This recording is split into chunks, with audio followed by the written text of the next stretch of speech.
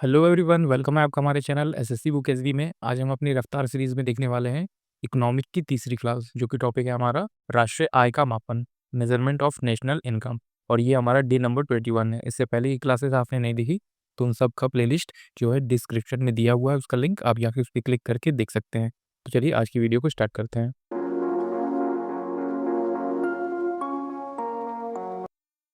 तो आइए आज की वीडियो में समझते हैं हम अपनी राष्ट्रीय आय, नेशनल इनकम। तो इसमें जैसे कि आप देख सकते हैं, इसमें पहले ही है हमारी राष्ट्रीय आय की परिभाषा। तो राष्ट्रीय आय की परिभाषा क्या होती है?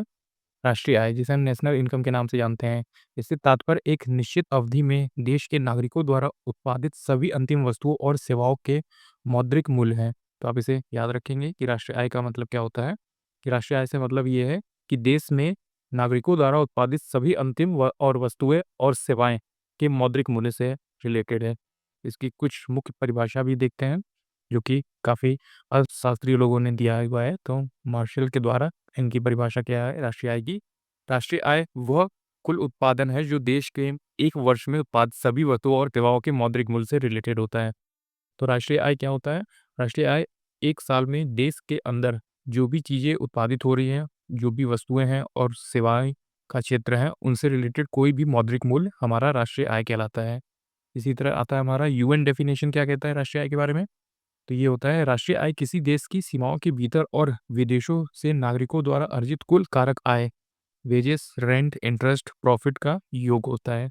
तो इसका भी सेम मतलब यही है कि देश की सीमा के भीतर जो है एक साल में कुल कितनी चीज़ें बन रही हैं, उनका प्रॉफिट क्या है, उनका दाम क्या है, उनका रेंट क्या है, उनका वेजेस क्या है, तो सबको ऐड कर दिया जाता है, जिससे कि हमारा राष्ट्रीय आय या फिर नेशनल इनकम प्राप्त किया जा सकता है। तो सिंपल से आपको ये याद रखना है कि राष्ट्रीय आय क्या होती है? देश की सीमा के भीतर एक साल में किया गया कुल उत्पादित जो उत्पाद है, वस्तुएं हैं, सेवाएं हैं, उनका कुल मौद्रिक मूल्य। आइए अब समझते हैं राष्ट्रीय आय की मापन की विधियाँ कौन-कौन सी होती हैं। तो राष्ट्रीय आय की मापन की विधियाँ क्या होती है? तो इसमें जैसे कि आप लिखेंगे, राष्ट्रीय आय की मापन की विधियों में मुख्य 3 विधियाँ प्रयुक्त होती हैं। तो ये 3 विधियाँ कौन-कौन सी हैं? तो सबसे पहले नंबर पे आती है उत्पादन विधि, जिसे हम प्रोडक्शन मेथड के नाम से भी जानते हैं। ये पहली विधि है और इसमें क्या होता है? आइए समझते हैं इसमें। उत्पादन विधि में होता है, इसमें देश के भीतर सभी क्षेत्र जैसे कृषि हो गया, उद्योग, सेवा का कुल उत्पादन जोड़ा जाता है। तो उत्पादन विधि में हम क्या करते हैं कि देश के उद्योग क्षेत्र, सेवा क्षेत्र, कृषि क्षेत्र, सभी क्षेत्रों को जोड़ देते हैं और उनका उत्पादन जोड़ा जाता है। केवल अंतिम वस्तुएं और सेवाएं गिनी जाती हैं। मध्यवर्ती वस्तुओं को दोहरी गणना से बचने के लिए इसे बाहर रख दिया जाता है। तो सिर्फ केवल अंतिम वस्तुएं और इसमें सेवाएं गिनी जाती हैं। जो बीच की चीज़ें, जैसे ये माल यहाँ से वहाँ तक पहुँचा, उसमें कितना खर्च आया है, या फिर ये चीज़ें यहाँ से वहाँ इम्पोर्ट हुई, एक्सपोर्ट हुई, उसमें कितना खर्चा है, वो सब नहीं जोड़ते। इसमें डायरेक्ट अंतिम वस्तु जोड़ते हैं। जैसे कि आप मार्केट जाएँगे और मार्केट से आप 1 पैकेट नमकीन या फिर 1 किलो आटा खरीदेंगे, तो उस पैकेट में जो दाम दिया रहेगा, वही उसका अंतिम मूल्य होगा। जैसे मान लीजिए नमकीन का पैकेट ₹100 है, आपने ₹100 दिया, तो बस वही काउंट होगा कि एक इस व्यक्ति ने इस समय ₹100 के नमकीन का पैकेट खरीदा और वो लास्ट के साल में वही ऐड होगा ₹100। तो इस तरह से आप याद रख सकते हैं। उसके बनने की पीछे की कॉस्ट, उस तरह से फैक्ट्री कॉस्ट, ये सब चीज़ें ऐड नहीं होंगी। तो सिर्फ ₹100 ऐड होगा और वही उत्पादन विधि में जोड़ा जाता है। आइए समझते हैं अब दूसरी विधि जो हमारी है, सेकंड मेथड, वो क्या है? ये है आय विधि। आय विधि मतलब इनकम मेथड। तो इसमें इनकम मेथड में इस तरह से चीज़ें होती हैं। इसमें देश के नागरिकों द्वारा अर्जित कुल आय का योग किया जाता है। तो इसमें क्या होता है? आय विधि में देश में कुल कितने नागरिक हैं, उनकी कुल अर्जित आय कितनी है, ये देखा जाता है। इसमें वेतन जो वेजेस हो गया, ब्याज, इंटरेस्ट, किराया जो रेंट होता है, प्रॉफिट लाभ, ये सब शामिल होते हैं। तो आय विधि में आप याद रखेंगे कि ये इसमें देश के कुल जो नागरिक हैं, उनमें अर्जित कुल आय का योग किया जाता है। तो ये इनकम मेथड होता है। इसी तरह आता है हमारा तीसरा जो है व्यय विधि, एक्सपेंडिचर मेथड। तो इसमें तीसरा जो मेथड है, तीसरी विधि है व्यय विधि या फिर एक्सपेंडिचर मेथड। इसमें यह देखा जाता है कि देश में अंतिम वस्तुओं और सेवाओं पर कुल कितना खर्च हुआ। तो इसमें क्या देखते हैं? इसमें देखते हैं देश के अंतिम वस्तुओं और सेवाओं पर कुल कितना खर्च होता है। जैसे कि इसमें आप देख रहे हैं, इनमें उपभोग व्यय, कंजप्शन एक्सपेंडिचर, निवेश, इन्वेस्टमेंट होता है, सरकारी व्यय, गवर्नमेंट एक्सपेंडिचर और शुद्ध निर्यात, एक्सपोर्ट, इम्पोर्ट शामिल किए जाते हैं। भारत में राष्ट्रीय आय का आकलन केंद्रीय सांख्यिकी कार्यालय सीएसओ के द्वारा होता है। तो आप इसे याद रखेंगे, केंद्रीय सांख्यिकी कार्यालय सीएसओ, जो कि अब एनएसओ बन गया है। तो आप इसे याद रखेंगे कि पहले जो है आकलन केंद्रीय सांख्यिकी कार्यालय द्वारा होता था, अब ये एनएसओ बन गया है। तो ये 3 विधियाँ होती हैं जो मैंने आपको ऊपर बताई कि जैसे राष्ट्रीय आय के मापने की विधि कौन-कौन सी होती है, तो इसमें आप याद रखेंगे। पहली जो वो थी हमारी उत्पादन विधि, जिसे हम प्रोडक्शन मेथड कहते हैं। दूसरी विधि आई थी हमारी जो कि है इनकम मेथड, आय विधि। तीसरी जो विधि थी व्यय विधि, जिसे एक्सपेंडिचर मेथड कहते हैं। आइए समझते हैं राष्ट्रीय आय से संबंधित कुछ महत्वपूर्ण चीज़ें, जैसे कि सकल घरेलू उत्पाद क्या होता है? तो जैसे आपने ये नाम सुना होगा जीडीपी, सकल घरेलू उत्पाद। तो जीडीपी का फुल फॉर्म होता है ग्रॉस डोमेस्टिक प्रोडक्ट। इसको भी आप याद रखेंगे तो आपके लिए काफ़ी बेहतर होगा। कई बार एग्जाम्स में डी का फुल फॉर्म पूछ लिया जाता है। डी का मतलब क्या होता है? D for domestic.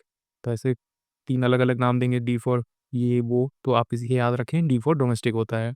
इसी तरह आप याद रखें कि देश की सीमाओं के भीतर उत्पादित कुल वस्तु और सेवा का मौद्रिक मूल्य ही जीडीपी कहलाता है।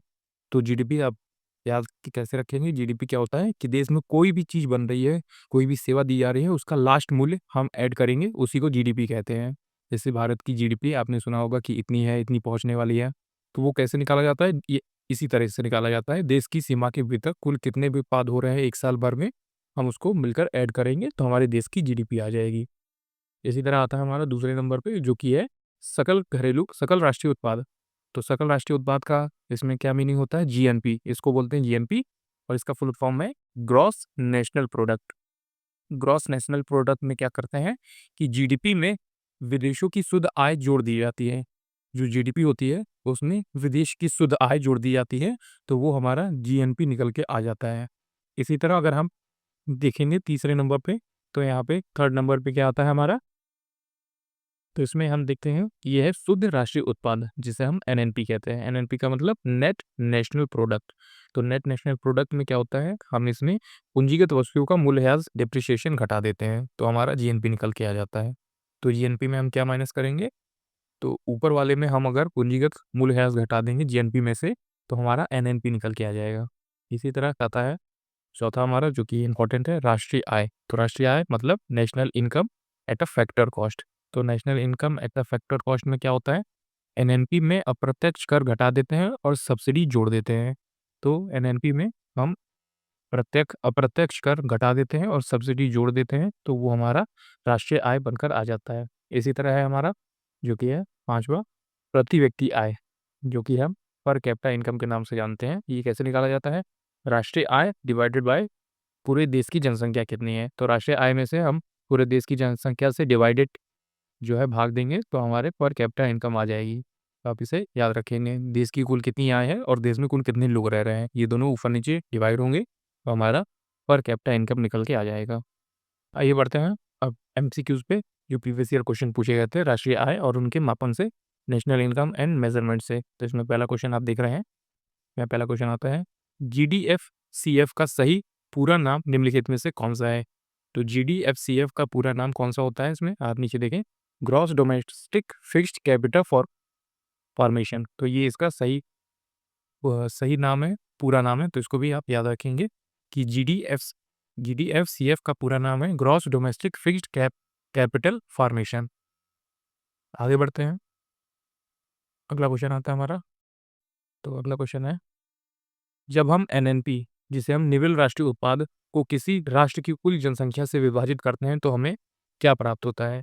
तो हमें क्या प्राप्त होगा जब हम जो राष्ट्रीय उत्पाद है उसको हम कुल जनसंख्या से विभाजित करेंगे, तो हमें क्या प्राप्त होगा? प्रति व्यक्ति आय प्राप्त होगी। तो ऑप्शन नंबर डी आपका इसमें राइट आंसर हो जाएगा। जैसा कि मैंने आपको ऊपर बताया था कि पर कैपिटा इनकम कैसे हम प्राप्त कर सकते हैं?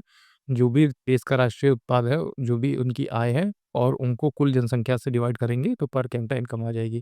जैसे नीचे आप देख पा रहे हैं कि जब हम एनएनपी, जिसे हम निव्वल राष्ट्रीय उत्पाद को किसी राष्ट्र की कुल जनसंख्या से विभाजित करते हैं, तो हमें प्रति व्यक्ति आय प्राप्त होती है। भारत की राष्ट्रीय आय और प्रति व्यक्ति आय की गणना का प्रथम प्रयास दादा भाई नौरोजी ने 1867 और 68 में किया था। भारत में राष्ट्रीय आय की गणना केंद्रीय सांख्यिकी संगठन के द्वारा की जाती है, जो कि अब एनएसओ के नाम से जाना जाता है। तो आप इसे याद रखेंगे। आगे बढ़ते हैं। अगला क्वेश्चन आता है हमारा, क्योंकि ये अगला क्वेश्चन है, साम्य राष्ट्रीय आय, इक्विलिब्रियम नेशनल इनकम तब होती है जब समग्र आपूर्ति की क्या होती है? समग्र मांग के बराबर होती है। समग्र आपूर्ति जो है समग्र मांग के बराबर होती है, तो यही हमारा होता है साम्य राष्ट्रीय उत्पाद, साम्य राष्ट्रीय आय। जैसे आप नीचे देखें कि एक देश की राष्ट्रीय आय से अभिप्राय है कि उत्पादन के विभिन्न साधनों का प्राप्त आय जो उन वस्तुओं व सेवाओं के उत्पादन से प्राप्त होती है, जिन्हें इन साधनों द्वारा उत्पादित किया जाता है। साम्य आय जो है, साम्य राष्ट्रीय आय संतुलन स्तर को उस बिंदु के रूप में परिभाषित किया जाता है, जहाँ कुल आपूर्ति और कुल माँग एक दूसरे के बराबर होती है। आप इसे याद रख सकते हैं। राष्ट्रीय आय किस तरह से काम करती है? तो राष्ट्रीय साम्य आय जो है तब होती है जब समग्र माँग के बराबर होती है। आगे बढ़ते हैं। अगला क्वेश्चन आता है हमारा। आर्थिक विकास का एक अच्छा संकेतक है, देश में निरंतर वृद्धि होती है। आर्थिक विकास का एक अच्छा संकेतक क्या होता है? जब किसमें वृद्धि होगी? तो जब जीडीपी में वृद्धि होगी, तब हमें आर्थिक विकास में कोई भी प्रॉब्लम देखने को नहीं मिलेगा। देश हमारा जो है अच्छे से विकास करेगा जब हमारी जीडीपी बहुत ज़्यादा अच्छी होगी, जब हम बहुत सारी फैक्ट्रियाँ लगाएँगे, बहुत सारे लोगों को रोज़गार देंगे, काम देंगे, हमारे देश की आर्थिक जो स्थिति है वो बेहतर होने लगेगी। देश, क्षेत्र या व्यक्तियों की आर्थिक समृद्धि की वृद्धि को आर्थिक विकास के नाम से जानते हैं। कंजम्पशन जैसे अर्थशास्त्री मानते थे कि वास्तविक जीडीपी आर्थिक विकास का एक अच्छा संकेतक है। अतः हम कह सकते हैं कि आर्थिक विकास का एक अच्छा संकेतक तब होता है जब जीडीपी में निरंतर वृद्धि होती रहेगी। आगे बढ़ते हैं। अगला क्वेश्चन आता है हमारा। हमें सकल घरेलू उत्पाद जिसे हम जीडीपी कहते हैं उसका आकलन करते समय केवल तैयार माल के मूल्य पर विचार करना चाहिए, क्योंकि तो तैयार माल के मूल्य पर विचार करना चाहिए। क्यों करना चाहिए? क्योंकि तैयार माल के मूल्य से पहले ही मध्यवर्ती माल का मूल्य शामिल होता है। तो तैयार माल के मूल्य से पहले से ही जो उसके पीछे वाले टीओ में जो कॉस्ट चली गई है, वो माल भी उसमें शामिल होता है। इसलिए जीडीपी में हम सिर्फ तैयार माल जो हम सामान बेचने को तैयार हैं, उसी माल का जो मूल्य है, जो प्राइस है, वो हम ऐड करते हैं जीडीपी में। तो ऑप्शन नंबर बी इसमें आपका राइट आंसर हो जाएगा। जैसे नीचे आप देख रहे हैं, एक वर्ष में देश में उत्पादित समग्र जो है समस्त वस्तुओं और सेवाओं के मूल्य को सकल घरेलू उत्पाद के नाम से जाना जाता है। इसमें तैयार अंतिम माल के मूल्य को जोड़ा जाता है, क्योंकि अंतिम रूप से तैयार वस्तु में मध्यवर्ती मूल्य शामिल होता है। आगे बढ़ते हैं। अगला क्वेश्चन आता है हमारा। हिंदू वृद्धि दर नामक शब्द किसने गढ़ा था, जिसे भारतीय अर्थव्यवस्था में निम्न वृद्धि वाली दर अवधि के रूप में संदर्भित किया जाता है? तो ये किसने दिया था? तो ये राजकृष्ण के द्वारा दिया गया था। ऑप्शन नंबर डी इसमें आपका राइट आंसर हो जाएगा। तो हिंदू वृद्धि दर नामक शब्द प्रसिद्ध अर्थशास्त्री प्रोफेसर राजकृष्ण ने गढ़ा था, जिसे भारतीय अर्थव्यवस्था के निम्न आर्थिक दर वाले जो है अवधि के रूप में संदर्भित किया जाता है। तो आप इसे याद रखेंगे। हिंदू वृद्धि दर, ये एक इंपॉर्टेंट क्वेश्चन है आपके लिए। तो हिंदू वृद्धि दर राजकृष्ण के द्वारा दिया गया था। इसी तरह आगे बढ़ते हैं। अगला क्वेश्चन आता है हमारा। निम्नलिखित में से कौन सा क्षेत्र भारत की जीडीपी में सर्वाधिक योगदान देता है? तो भारत की जीडीपी में तृतीय क्षेत्र सबसे ज़्यादा योगदान देता है, जिसे हम सेवा क्षेत्र के नाम से भी जानते हैं। अब से आप याद रख लीजिए कि जीडीपी में सबसे ज़्यादा योगदान कौन देता है? तो तृतीय क्षेत्र या फिर सेवा क्षेत्र कह सकते हैं। तो वर्तमान भारत में सकल घरेलू उत्पाद में तृतीय क्षेत्र का योगदान सबसे अधिक है। द्वितीय स्थान पर द्वितीय क्षेत्र तथा तृतीय स्थान पर प्राथमिक क्षेत्र का योगदान है। आर्थिक समीक्षा अनुसार 2023-24 के अनुसार जो है सकल घरेलू वर्धन जीएवी का तृतीय क्षेत्र, द्वितीय क्षेत्र एवं प्राथमिक क्षेत्र का योगदान क्रमशः 54%, 27% एवं 17% अनुमानित किया गया है। तो इसमें आप अनुमान लगा सकते हैं कि 2025 और 26 में भी लगभग यही आंकड़ा रहने वाला है। जो तृतीय क्षेत्र है वो 54-55% ही रहेगा, और जो द्वितीय क्षेत्र है वो 30% के आसपास, और जो कृषि क्षेत्र है वो 17-18% के आसपास ही रहेगा। तो सबसे ज़्यादा कौन-सा क्षेत्र होता है? तृतीय क्षेत्र होता है। आगे बढ़ते हैं। अगला क्वेश्चन आता है हमारा। कौन-सा सरकारी संगठन भारतीय प्रतिभूति बाजार में सक्रिय अभिनिवेशकों का प्रमुख नियामक है? तो कौन-सा है? सेबी है। तो इसे आप याद रखेंगे। सेबी इसका फुल फॉर्म आप नीचे देख पा रहे होंगे, इसमें लिखा हुआ है। तो सेबी जो है वो सरकारी संगठन भारतीय प्रतिभूति बाजार में सक्रिय जो है सभी निवेशकों का प्रमुख नियामक है। तो भारतीय प्रतिभूति और विनियामक बोर्ड का जो गठन है भारत सरकार के द्वारा प्रस्ताव के माध्यम से 12 अप्रैल 1988 में गैर संवैधानिक निकाय के रूप में किया गया था। जो सेबी है इसकी स्थापना जो है विनिमय बोर्ड अधिनियम 1992 के प्रावधानों के अनुसार 12 अप्रैल 1992 को जो है वैधानिक संस्था के रूप में की गई थी। तो ये सेबी आप इसे याद रखें। आगे बढ़ते हैं। अगला क्वेश्चन आता है हमारा, जो कि है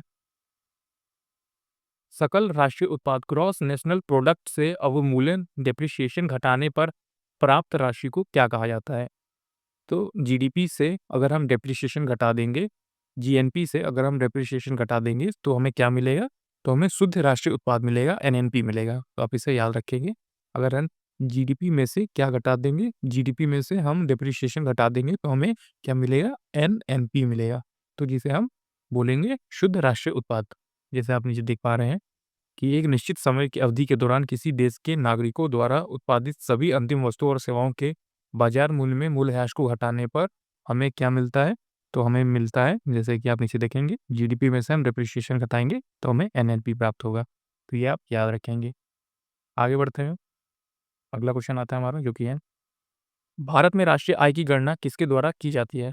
तो भारत में राष्ट्रीय आय की गणना जो है वो किसके द्वारा की जाएगी? केंद्रीय सांख्यिकी संगठन के द्वारा किया जाएगा। तो आप इसे याद रखेंगे। ऑप्शन नंबर सी इसमें आपका राइट आंसर हो जाएगा। सही, आप इसमें देखें, ये पहले सीएसओ था, लेकिन 2019 में इसे मर्ज कर दिया गया था एनएसओ से। तो एनएसओ अब इसका राइट आंसर हो जाएगा, नेशनल स्टैटिस्टिकल ऑफिस। तो राष्ट्रीय आय की गणना पहले केंद्रीय सांख्यिकी संगठन करती थी, लेकिन अब 2019 के बाद से ये सब काम कौन करेगा? एनएसओ करती है। तो इसे आप याद रखेंगे। आगे बढ़ते हैं। अगला क्वेश्चन आता है हमारा, जो कि है, निम्नलिखित में से सर्वाधिक उचित विकल्प को चुनना है। तो सकल घरेलू उत्पाद जीडीपी एक निश्चित अवधि के लिए दौरान डैश का कुल मूल्य है। तो जीडीपी एक निश्चित अवधि के लिए जो है किसका मूल्य है? तो उसमें देश के भीतर सभी तैयार वस्तुएं और दी गई सेवाओं का एक कुल अंतिम मूल्य है। तो ऑप्शन नंबर बी इसमें आपका बिल्कुल राइट आंसर हो जाएगा। इससे आप याद रखेंगे कि सकल घरेलू उत्पाद जीडीपी एक निश्चित अवधि के दौरान एक देश के भीतर सभी तैयार वस्तुओं और दी गई सेवाओं का कुल मूल्य होता है। जैसे नीचे आप देख पा रहे हैं, सकल घरेलू उत्पाद जीडीपी एक निश्चित अवधि के दौरान देश के भीतर सभी तैयार वस्तुओं और दी गई सेवाओं का कुल मौद्रिक मूल्य होता है। तो ये था दोस्तों आज का हमारा कंप्लीट वीडियो। इसमें मैंने आपको बताया कि राष्ट्रीय आय का मापन कैसे होता है, राष्ट्रीय आय में कौन-कौन सी चीज़ें देखने को मिलती हैं हमें। अगर दोस्तों आपको हमारी ये वीडियो पसंद आई, हमारी इस वीडियो को आप एक लाइक ज़रूर कर सकते हैं। हम ऐसे यूज़फुल वीडियो लेके आते रहेंगे, जो आपके एग्ज़ाम टाइम में काफ़ी हेल्प करेगी। तब तक पढ़ते रहिए और हमेशा अपने लक्ष्य की तरफ आगे बढ़ते रहिए।